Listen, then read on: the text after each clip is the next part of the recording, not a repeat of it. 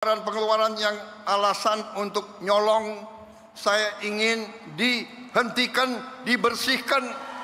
Perjalanan dinas, perjalanan ke luar negeri dikurangi. Lawan Prabowo, tapi nanti kau lawan emak-emak itu semua itu.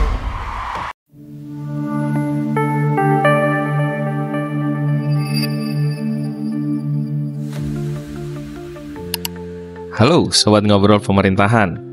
Ya, ketemu lagi. Hari ini kita akan membahas sebuah isu yang sedang menjadi perbincangan hangat di seluruh negeri Indonesia. Efisiensi APBN sebesar 327 triliun. Apa artinya bagi kita semua? Apakah akan ada PHK massal? Apakah gaji PNS akan dipotong? Atau justru ada hal-hal lain yang perlu kita pahami lebih dalam?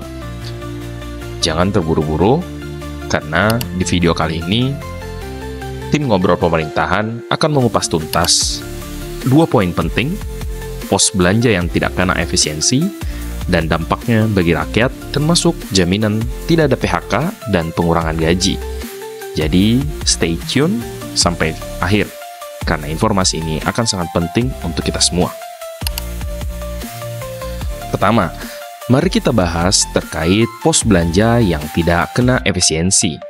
Menurut penjelasan resmi dari Istana, ada beberapa pos belanja yang sama sekali tidak akan disentuh dalam kebijakan efisiensi ini. Kenapa? Karena pos-pos ini dianggap vital dan langsung berkaitan dengan kesejahteraan rakyat. Yang pertama, belanja pegawai. Ini termasuk gaji PNS, TNI, Polri, dan guru.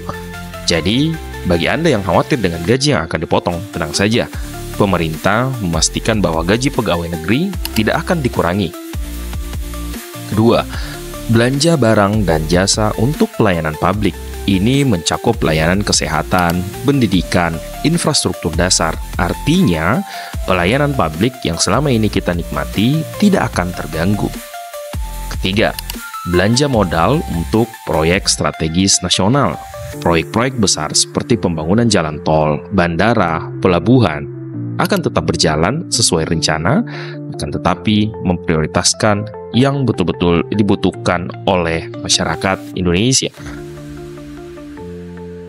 Keempat, bantuan sosial. Bantuan seperti BLT, bansos lainnya juga tidak akan dikurangi. Ini penting untuk menjaga daya beli masyarakat, terutama di tengah tantangan ekonomi global. Jadi, intinya, efisiensi ini tidak akan mengorbankan hal-hal langsung menyentuh kehidupan rakyat kecil. Pemerintah memastikan bahwa prioritas tetap pada kesejahteraan masyarakat. Selanjutnya, kita masuk ke poin kedua, dampak dari efisiensi APBN ini. Banyak yang bertanya-tanya, apakah efisiensi sebesar 327 triliun ini akan berdampak pada PHK massal atau pengurangan gaji? Jawabannya adalah tidak. Pemerintah telah menegaskan bahwa efisiensi ini dilakukan dengan cara yang cerdas dan tepat sasaran. Beberapa langkah yang diambil antara lain, yang pertama, mengoptimalkan penggunaan anggaran. Misalnya, dengan mengurangi belanja yang tidak mendesak atau menunda proyek yang belum menjadi prioritas. Kedua, memangkas biaya operasional seperti mengurangi perjalanan dinas yang tidak perlu atau menghemat penggunaan listrik dan air di kantor pemerintahan. Ketiga, meningkatkan efisiensi di sektor BUMN. BUMN diminta untuk lebih efisien dalam operasionalnya tanpa mengurangi layanan kepada masyarakat. Dengan langkah-langkah ini, pemerintah memastikan bahwa tidak akan ada PHK massal dan pengurangan gaji.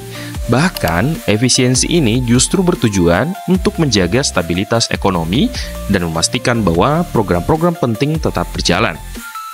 Seperti yang disampaikan oleh Menteri Keuangan, efisiensi ini bukan untuk memotong hak rakyat, tapi untuk memastikan bahwa setiap rupiah yang dikeluarkan benar-benar bermanfaat bagi kepentingan nasional.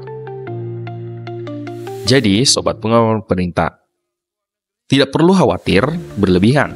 Efisiensi APBN ini justru menunjukkan bahwa pemerintah serius dalam mengelola keuangan negara dengan bijak. Tujuannya jelas, untuk menjaga stabilitas ekonomi dan memastikan bahwa kesejahteraan rakyat tetap menjadi prioritas utama. Nah, bagaimana pendapat Anda tentang kebijakan ini? Apakah Anda setuju dengan langkah-langkah yang diambil pemerintah, atau mungkin Anda punya ide lain? Yuk, diskusikan di kolom komentar di bawah ini. Jangan lupa like, share, dan subscribe ke channel Ngobrol Pemerintahan untuk update informasi terkini seputar politik dan pemerintahan. Thank you.